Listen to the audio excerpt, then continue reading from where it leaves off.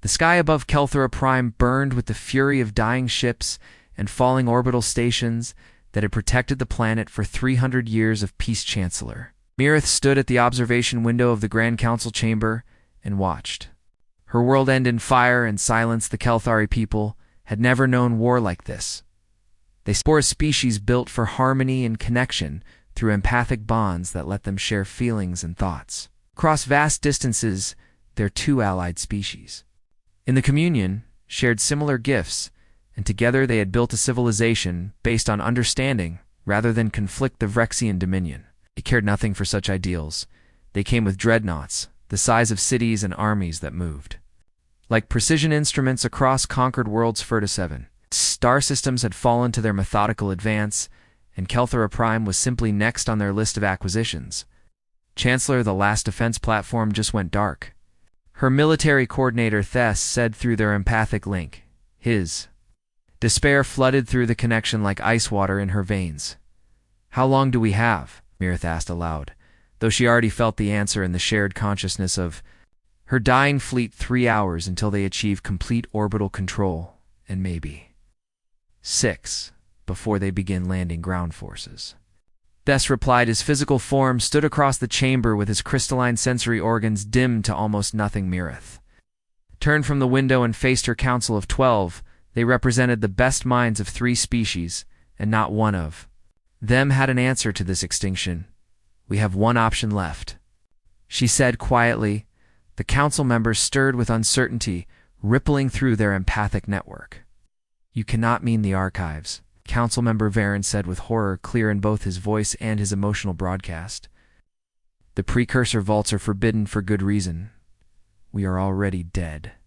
Mirith replied with a calmness she did not feel. Our fleets are destroyed and our colonies are ash, and in 6 hours, Rexian soldiers will walk through these halls and end everything our ancestors built. She moved to the center of the chamber, where a holodisplay showed the Vrexian fleet in perfect formation above their world. The precursors left warnings, and they left weapons, and they left knowledge that we chose to lock away because we feared it. She continued, but fear of the unknown is a luxury we no longer have. The council debated for 17 minutes while outside the window, more debris fell through the atmosphere like meteor showers. Made of their own technology, finally they voted. And the result was what Mirith expected when faced with certain death versus terrible risk. They chose risk. The descent into the archives took 30 minutes through security systems, designed to keep people out rather than protect what lay within. The precursors had ruled the galaxy 2 million years ago, before vanishing in an event the historical records could only describe as self-inflicted. Catastrophe. What they left behind were vaults filled with technology and information far beyond current. Understanding most of it was accessible and had been studied for generations, but some sections carried warnings, so severe that the founding members of the Communion had sealed them and forbidden in Tremurith. And her lead scientist Corva entered the forbidden wing with palm-sized light sources that seemed pitifully small against the vast darkness. The warning glyphs are an old precursor script, Corva said as she examined the entrance. I can only partially translate, but the meanings are clear enough, she read aloud as best she could interpret. Beyond this threshold lies knowledge of the apex predator species, and contact protocols are forbidden under precursor law, and any species capable of reading this warning is advised that ignorance is survival. Open it. Mirith commanded. The door was not locked because the precursors knew that warnings would be enough for any rational species inside. The chamber were data storage crystals organized in careful rows, with each one labeled in multiple ancient languages. Corva moved through them with her scanner, translating as quickly as possible. These are all species classifications, she said with wonder and growing fear in her voice. Threat assessments and containment protocols, and species marked as too dangerous for contact. Find the worst one, Mirith said. Curva looked at her with all 4 of her eyes wide. Chancellor, what are you planning? The Vrexians are methodical and logical and overwhelming. Mirith explained, we cannot defeat them with superior technology because we do not have any, and we cannot defeat them with military genius because they have conquered this. Through experience, she gestured at the rows of forbidden knowledge. But Perhaps we can introduce a variable they have never encountered. And something so unpredictable that their perfect strategies collapse. Corva worked in silence for several minutes before she stopped at a crystal that pulsed with a faint red light. This one, she whispered, threat level classified as existential and containment. Status listed as permanent quarantine and species designation written as human from planet Earth in the Sol system. She inserted the crystal into her scanner and the data began to flow. What they read made no sense at first. The precursors had encountered humanity during Earth's ancient history and had been so disturbed by what they found that they had sealed the entire star system behind a quantum barrier that prevented any faster than light travel in or out. The species assessment was terrifying in its clinical detail. Humans were described as persistence predators with no natural weapons but an inexplicable refusal to accept defeat. They had evolved on a death world with extreme environmental variations and megafauna predators and had somehow become the dominant species through sheer stubbornness. Precursor observers had documented human history and had concluded that humans treated impossible odds as personal challenges rather than reasons to surrender. They fought when fighting was irrational, and they invented new ways to kill when old ways failed, and most disturbing to the logical precursors was that humans seemed to become more dangerous.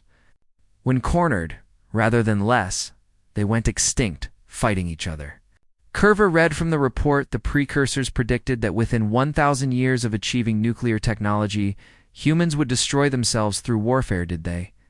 Mirith asked. The records end with the quarantine being established 5,000 of their years ago. Curva replied, there is no follow-up data. At the bottom of the file was a device schematic, a summoning array that could punch through the quantum barrier and send a signal to the Sol system. The warnings around it were even more severe than the vault entrance. This is madness, Corva said flatly. We are summoning something the precursors feared, and a species that might be extinct or might have destroyed their own world or might be so violent that they attack us instead of the Vrexians. Do we have any other options? Mirith asked. The answer came not from Corva, but from Thess. Through the empathic network, the Vrexians had just begun their descent troop. Carriers were moving into position above the capital city. They had for hours at most build the array. Mirith ordered and prayed that if humans still exist, they are as terrifying as the precursors believed. 3 hours and 47 minutes later, in a hidden chamber, deep beneath the council building, the summoning array activated with a sound. Like reality, tearing energy poured through dimensional space following the exact coordinates that precursors had locked away. The message was simple and repeated in every mathematical language. Known to the communion knit was a distress call and a plea, and an invitation to something that should have stayed locked away forever above them. Vexian ships began their final approach. And somewhere in the darkness between stars, something ancient and terrible and beautifully human received their call. The Deep Space Monitoring Station, Odin's Eye, floated in the darkness beyond Neptune's orbit like a watchful sentinel at the edge of human civilization. For 30 years it had monitored the quantum barrier that surrounded the Sol system without ever detecting anything unusual until today. Lieutenant Commander Sarah Chen was halfway through her third cup of coffee when every alarm in the station began screaming at once, "What the hell?" Her sensor operator Marcus practically jumped out of his seat as his displays lit up like a Christmas tree. "Ma'am, we have a massive quantum fluctuation at bearing 273. Mark 18. Sarah was already moving to her command station with coffee. Forgotten define massive. The barrier just got punched through like tissue paper, Marcus said with his voice climbing an octave. Something sent a signal from outside, and it's repeating on multiple frequencies. Get me Admiral Zhao now, Sarah ordered as she pulled up the data herself. What she saw made her forget about protocol and rank in everything except the impossible readings in front of Hertha. Quantum barrier that had surrounded their system for as long as humanity had been able to detect such things had just been breached, not broken or damaged, but deliberately opened like someone knocking on a door. Admiral Zhao on secure channel. Her communications officer announced, "Commander Chen, what's your situation?" The Admiral's voice was crisp, despite being woken at 0300 station time. "Sir, we have received what appears to be a distress call from outside the barrier," Sarah reported. The Signal contains mathematical patterns that suggest intelligence and multiple attempts at communication in formats we don't recognize. There was a pause. You're telling me someone from outside just called us, yes, sir, and they provided coordinates? And based on the signal strength, whatever sent this is desperate. Sarah pulled up the translation software that was already working on the mathematical sequences. Sir, the AI is starting to make sense of the basic structure, and it's showing imagery of a planet under attack and population counts dropping in real time, and what looks like a request for military assistance. Military assistance from a species they've never met, and that's been locked in a box for God knows how long. Admiral Zhao's skepticism was clear. That's either the bravest or most desperate thing I've ever heard. The signal is weakening, sir. Marcus interrupted.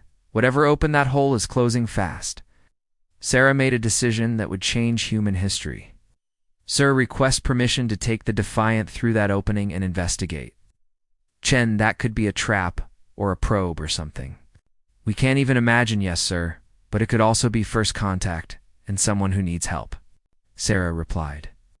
And we've been sitting in this box wondering if we're alone in the universe, and now we have an answer.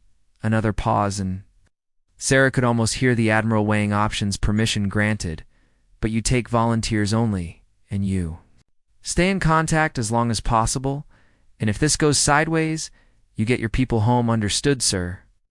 12 crew members volunteered in the 90 seconds it took to issue the call. Defiant was a fast response corvette designed for rapid deployment and equipped with fusion drives and enough firepower to make pirates think twice. SIT was not designed for first contact with an alien civilization. Sarah strapped into the captain's chair while her crew ran through pre-flight faster than they ever had in drills. Coordinates locked. Her navigator announced hole is stable for approximately 7 more minutes. Take us through. Sarah ordered. The Defiant's engines flared and they accelerated toward a tier in reality that shouldn't exist. Crossing the barrier felt like being turned inside out and stretched across infinite distance and compressed into a single point all at once. Then they were through and everything went to hell. Multiple hostile contacts bearing 090 through 190. Marcus shouted, reading as warships unknown configuration, and they're already firing. The viewport filled with ships that looked like they were designed by someone who hated curves and loved sharp angles. Energy weapons lit up the space around them. Evasive maneuvers, Sarah commanded while her hands flew across the tactical display. Where's that distress signal originating? Planet below us, but ma'am, we have 3 fighters breaking formation and coming straight at us.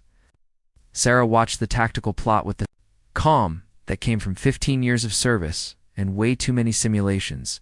The enemy fighters moved in a perfect wedge formation with textbook precision. They fight like they're following a manual. She muttered, good, that means they're predictable. Ma'am, they're going to be in firing range in 20 seconds, Helm. Bring us about heading 173 in pitch. Down 40 degrees in engineering. Give me everything the fusion drive has her. Crew executed without hesitation. The Defiant spun and dove with its fusion torch, burning bright enough to light up the darkness. The enemy fighters followed exactly as Sarah predicted. Now vent coolant from starboard tanks and detonate it with a missile. Ma'am, that's not standard. Her tactical officer began to do it. The coolant sprayed out in a cloud, and the missile turned it into an expanding ball of superheated missiles. Plasma 2 of the 3 fighters flew right into it. Their shields failed and their hulls melted. The third one broke off, but Sarah was already moving to the next threat. Ma'am, we have a frigate moving to intercept that evacuation shuttle from the planet. Marcus reported. Sarah saw it on the display and felt something cold settle in her chest. A small civilian craft struggling to escape while a warship the size of a skyscraper moved to destroy it. How fast can we get there? It's not fast enough, ma'am. That shuttle has maybe 90 seconds. Sarah looked at her crew. They looked back. Anyone object to ramming speed? She asked. Her pilot grinned. About damn time we did something interesting. The Defiant accelerated straight at the enemy frigate with every alarm screaming about collision warnings. The frigate's point defense systems opened fire, but Sarah had already calculated the approach. She used debris from destroyed defense platforms as cover and rolled the ship to present the smallest profile. They hit the frigate's port side at 20% light speed. Defiant's reinforced bow punched through shields and armor. Like a spear through paper. Internal explosions rippled through the enemy ship. As critical systems failed, Sarah's ship tumbled.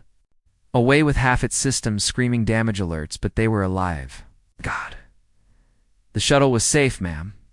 The enemy fleet is breaking off. Marcus reported with shock clear in his voice. They're retreating to high orbit. Sarah allowed herself one deep breath. Get me a channel to that shuttle and someone tell me why aliens just ran away from one Corvette.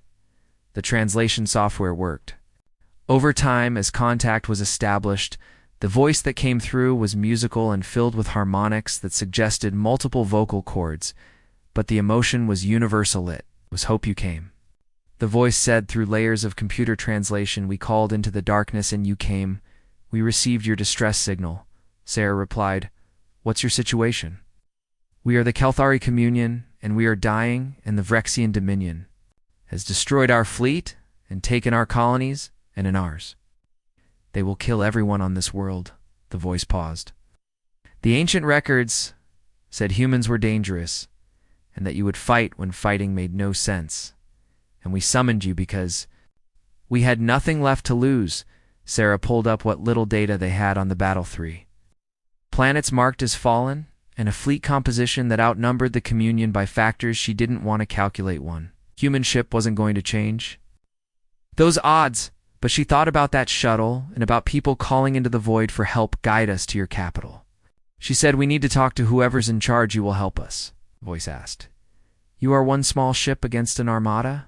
Yeah, well, Sarah said, as she looked at her battered Corvette and her grinning crew.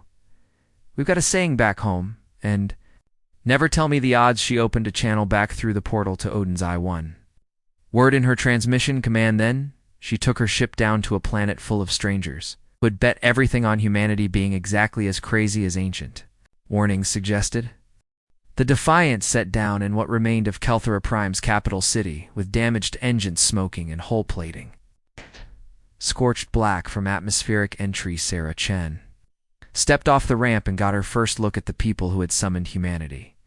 From beyond their ancient prison, the Kelthari were elegant in a way that made her think of crystal sculptures and deep ocean creatures combined. Their bodies were semi-translucent with bioluminescent patterns that pulsed and shifted. Chancellor Mirith approached with an entourage of officials who all looked exhausted and terrified. Captain Chen, Mirith said through the translation device her scientists had cobbled together. Thank you for responding to our call, and I apologize that we have brought you into our extinction. Sarah looked around at the burning city and the crowds of refugees, and the militia members with weapons that looked more ceremonial than functional. Let's talk about your situation before we start planning funerals. She said they met in an underground command center that reminded Sarah of every bunker she had ever seen functional, and cramped and filled with people trying to manage an impossible situation. Mirith laid out the facts with brutal honesty. 3 colony worlds lost with total populations of 800 million dead. Communion fleet destroyed in a series of battles that lasted less than 6 hours.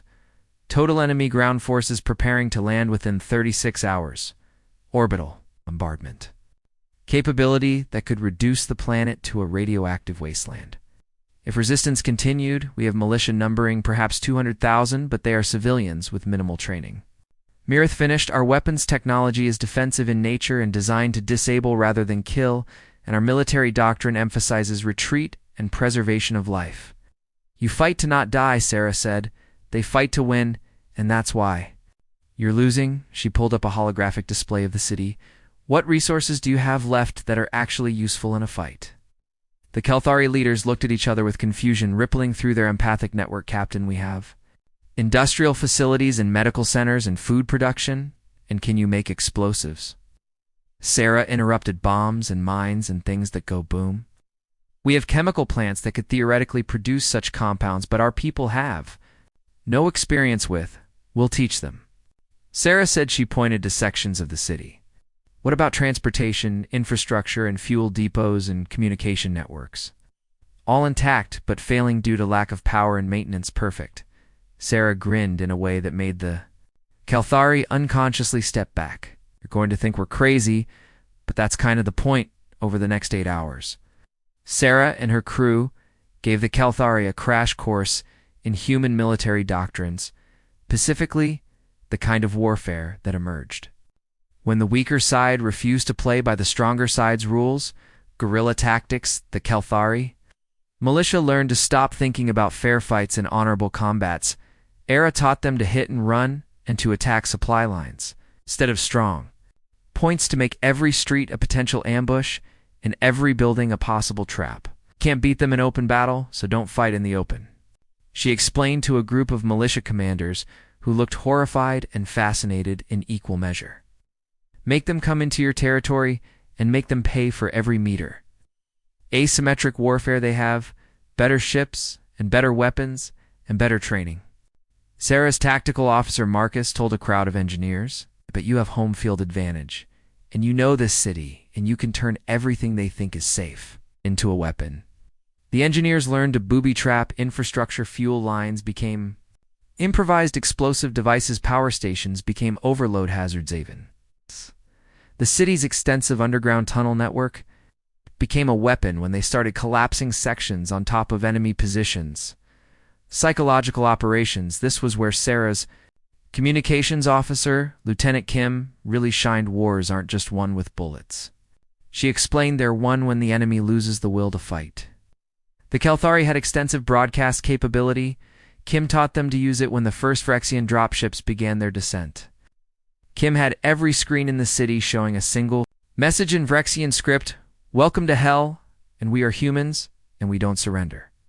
The Phyrexian commander probably laughed. That would change. The invasion began exactly on schedule, with 3,000 Phyrexian soldiers landing in the capital's main plaza. They were professional and efficient, and they followed their tactical manual perfectly, which is why they walked straight into the first ambush. The Kelthari militia hit them from buildings on all sides with weapons that the humans had modified to actually kill rather than stun. The Phyrexians took 17 casualties before they could establish a defensive perimeter. Called for air support, and 3 gunships arrived within minutes. Those gunships lasted approximately 90 seconds before flying into the trap. Sarah had spent 6 hours setting up. The humans had positioned industrial cutting lasers in a cross pattern, and when the gunships entered the plaza, they triggered proximity sensors that the Defiance crew had rigged. All 3 gunships fell from the sky in pieces. The Phyrexian commander ordered a full battalion to secure the plaza. Sarah ordered the Kelthari to retreat through the tunnels. Phyrexians thought they had won a victory. Then the bombs started going off. The humans had taught the Kelthari to think of their own infrastructure as ammunition gas. Lines exploded, buildings collapsed. The carefully planned Phyrexian advance turned into chaos as the ground itself became hostile. By the end of the first day, the Phyrexians had secured less than 30% of their objectives, and they had lost 400 soldiers. The Kelthari militia had lost twice that number, but they had proven something important. They could fight, and more importantly, they would fight. Sarah stood in the command center watching the tactical displays while Mirith and her staff coordinated militia movements. "This is madness," Mirith said quietly. "We are destroying our own city." "Yeah," Sarah agreed, "but you're alive to rebuild it later, and that's what matters." The Phyrexians will escalate. Mirith said their doctrine emphasizes overwhelming force when resistance is encountered. Good. Sarah said, "Let them send more troops into this meat grinder." She pointed at the display where another Vexian unit was walking into an ambush. "Every soldier they commit here is one they can't use somewhere else, and every casualty we inflict is another reason for their people back home to question this war." Marcus ran up with a tablet. "Ma'am, the signal got through." "Which signal?" Sarah asked, though she already knew. "The one back to Earth. And Admiral Zhao confirms that Fleet Command is dispatching reinforcements." "How many?" 5 warships and 2,000 Marines in ETA 72 hours. Sarah felt something loosen in her chest. They just had to hold for 3 more days. She looked at Mirith. "Can your people do that?"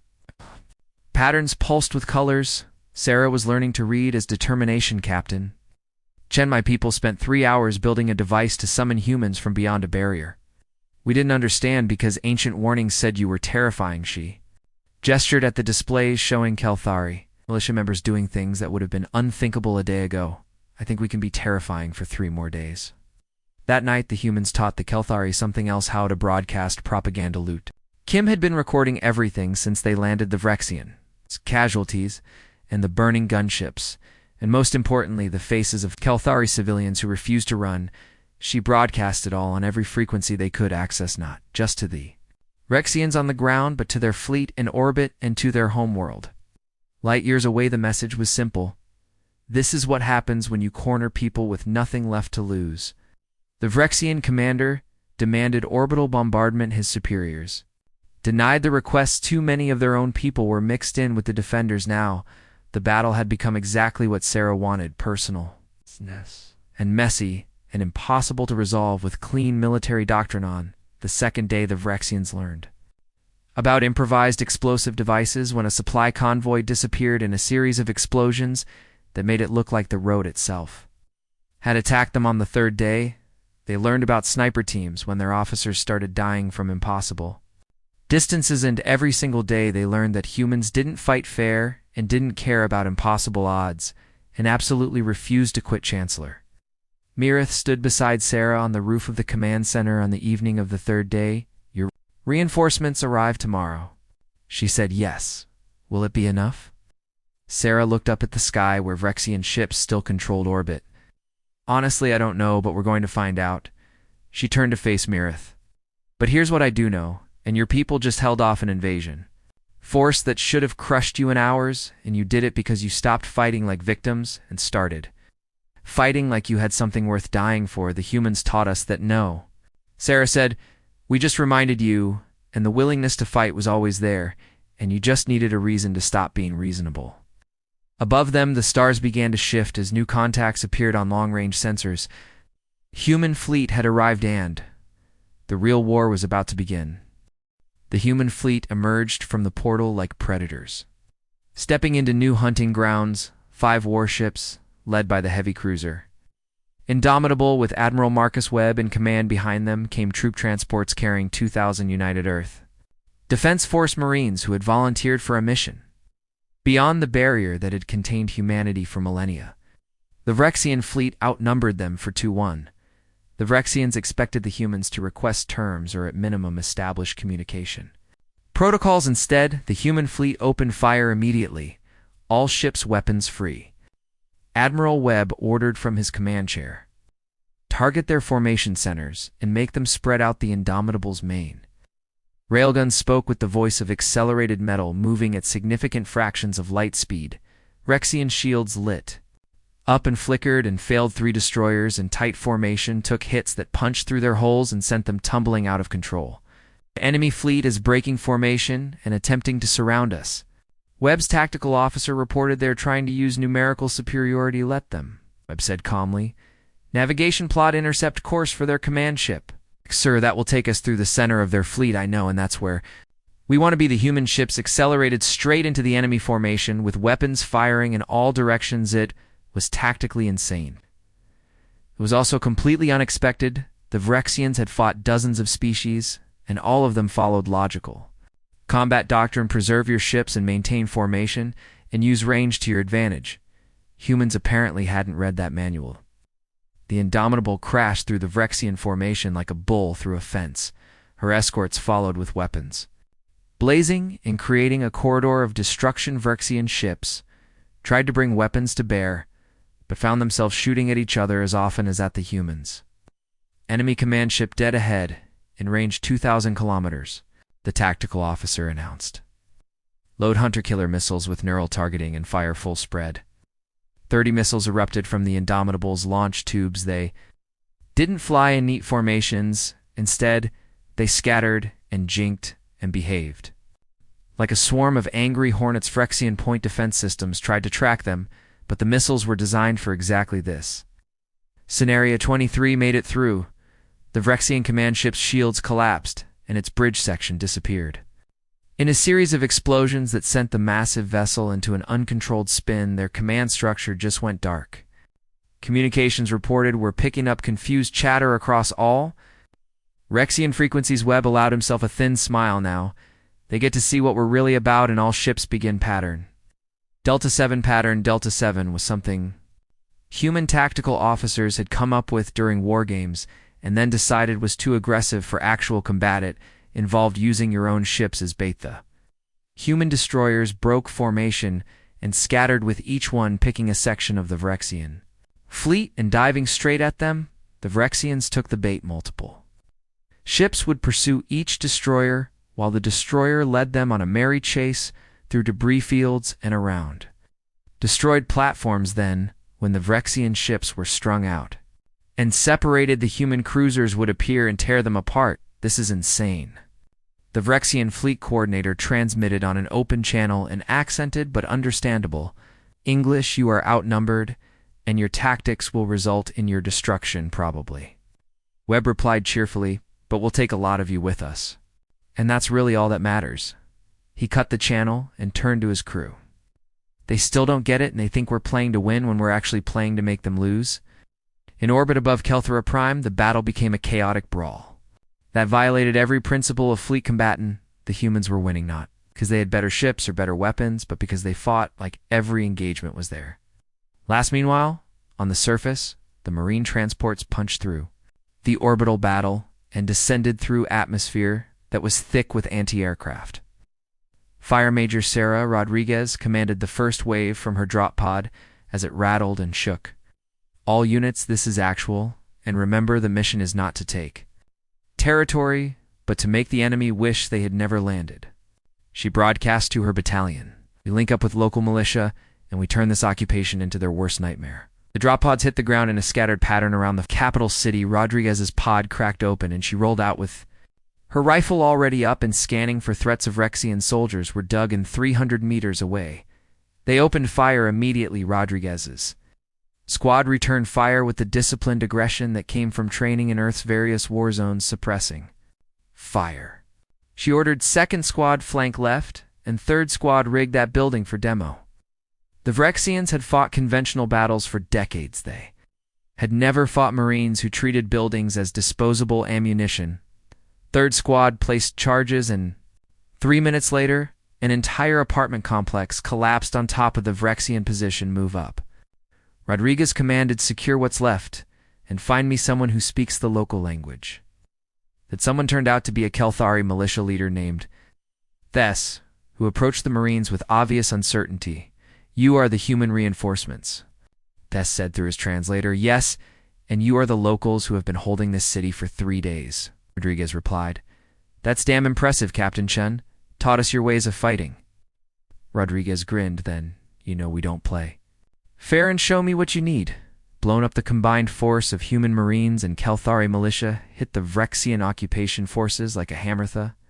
Vrexians had been expecting an orderly battle. What they got was urban warfare at its most vicious. Marines taught the Kelthari how to clear buildings room by room, how to use tunnels for rapid repositioning, how to turn every street corner into a kill zone. But more than tactics, the Marines brought something else. They brought the absolute conviction that losing was not an option. Why do you fight so hard? Thess asked Rodriguez during a brief lull in combat. You came through a portal to help strangers, and you don't even know us.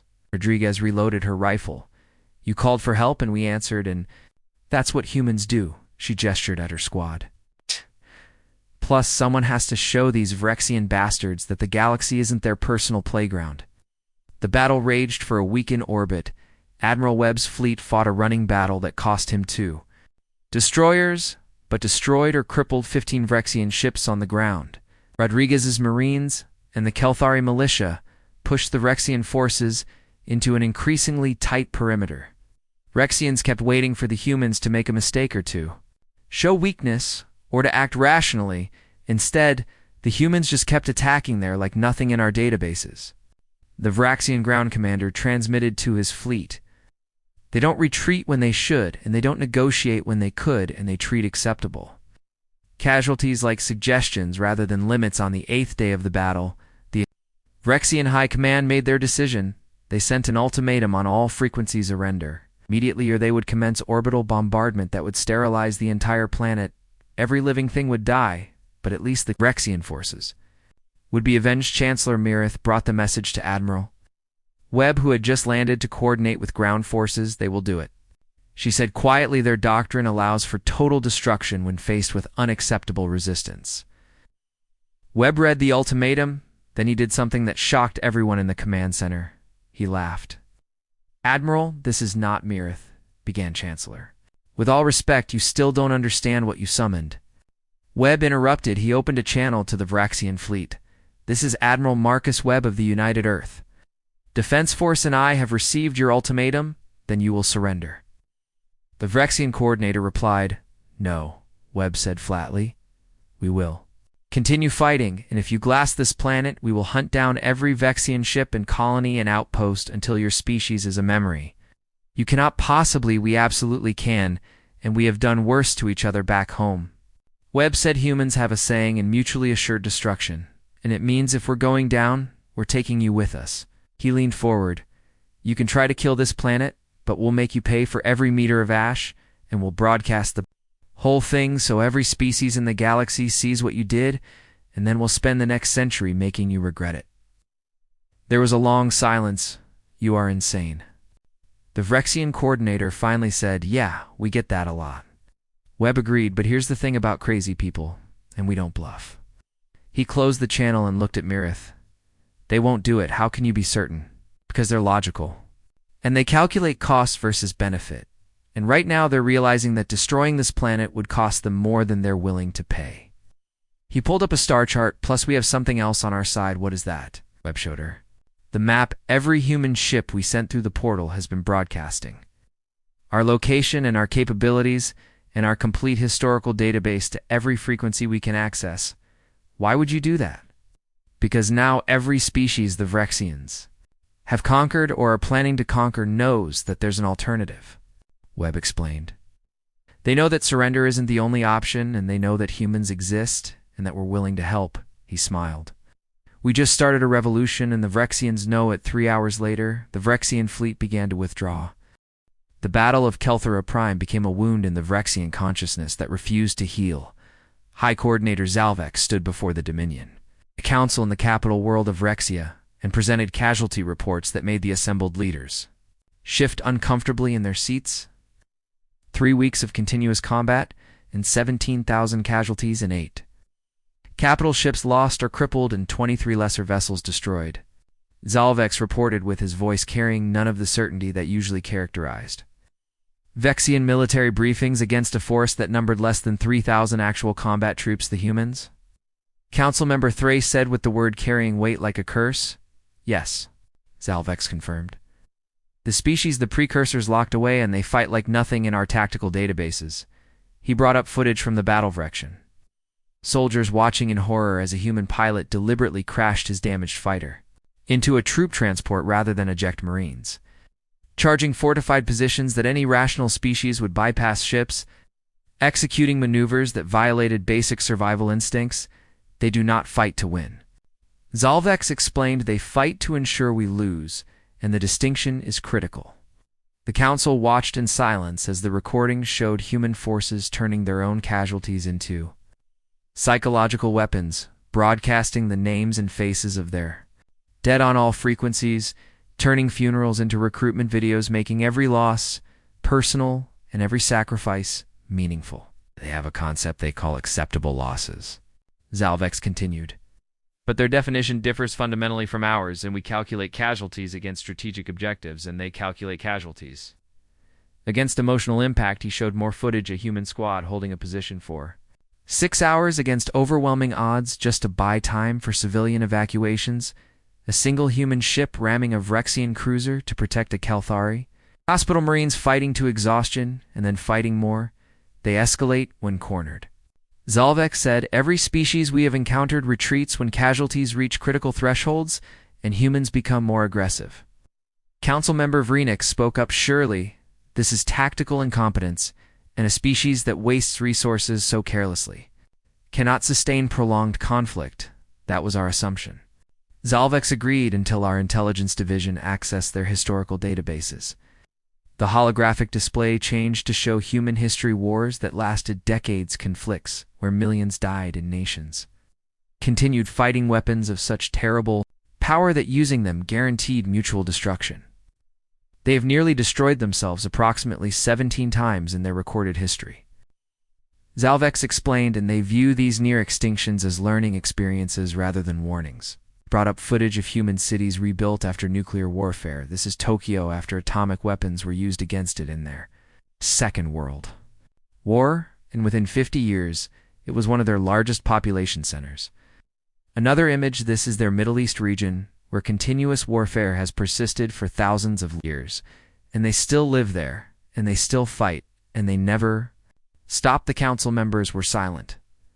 Finally, High Counselor Drazen spoke. What is your military assessment? Zalvex took a moment before answering. We can defeat the humans militarily if we commit sufficient resources, but the cost would destabilize the Dominion. He pulled up strategic projections.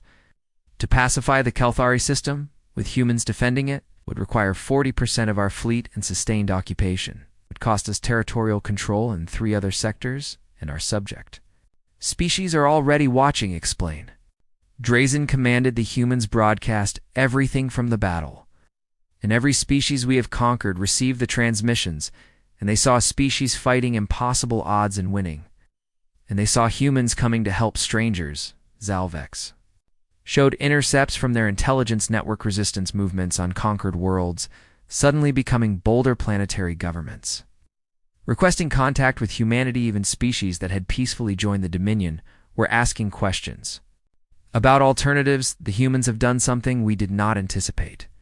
Zalvex said they have made defiance fashionable. Meanwhile, on Kelthara Prime, the aftermath of battle revealed just how thoroughly humans had changed the galactic equation.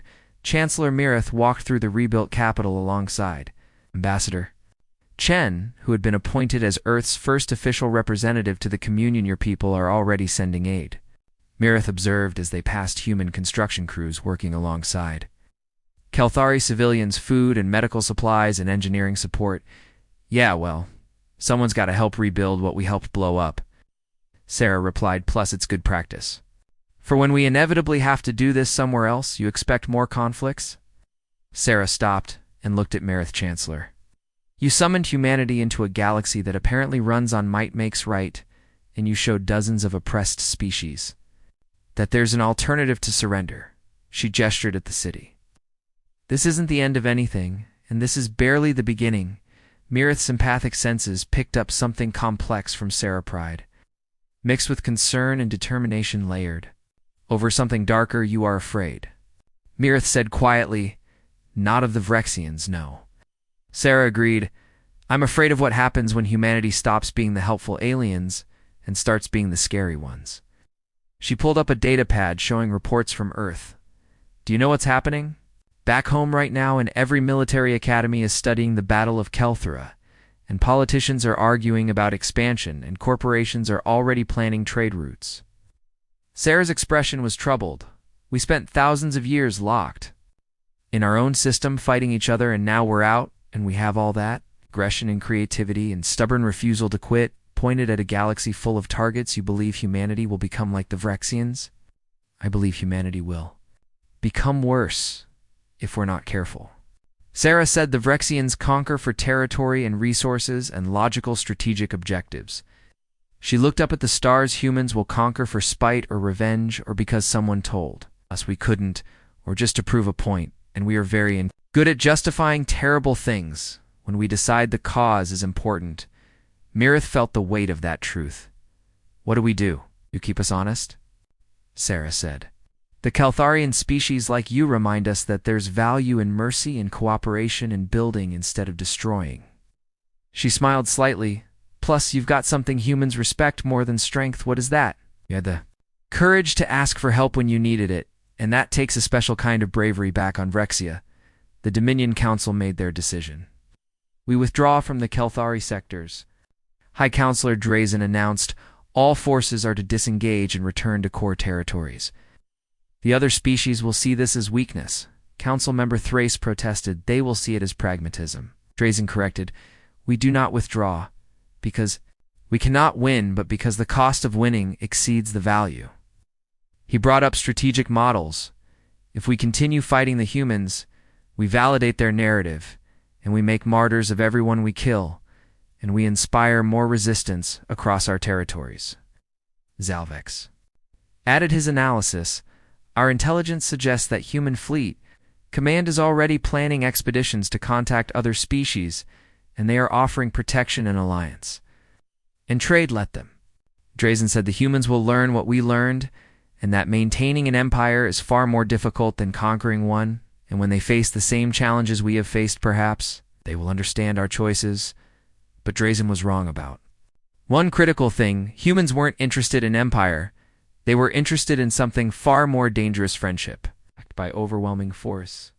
Within 6 months of the Battle of Kelthora Prime, the human presence in the galaxy had grown exponentially, not through conquest, but through alliance. The Kelthari Communion became humanity's first formal ally. Then came the Decian Collective after human marines helped put down a Vrexian-backed coup, then the Orium Trade Federation after human ships cleared pirates from their shipping lanes. H Alliance came with the same offer and protection in exchange for cooperation and trade, and a mutual defense pact that promised if you called humans, would command every species that joined learned the same. Lesson: the Kelthari had discovered humans were terrifying allies because they treated your fight as their fight, your enemies as their enemies your impossible odds. As their normal Tuesday, on the anniversary of the battle, Chancellor Mirith hosted a memorial service in the capital. Representatives from 17 species attended, including a small delegation of Vrexians who came under diplomatic immunity to pay respects to the dead admiral. Webb gave the main address 1 year ago. The Kelthari did something that changed the galaxy. He said they looked into the darkness and called for help, and they had no reason to believe anyone would answer, but they called anyway. He gestured to the assembled species. Every person here represents a species that has chosen to stand together, rather than fall separately, and that is the legacy of Kelthora Prime. We did not win this battle through superior firepower, or better tactics, or divine intervention. Webb continued.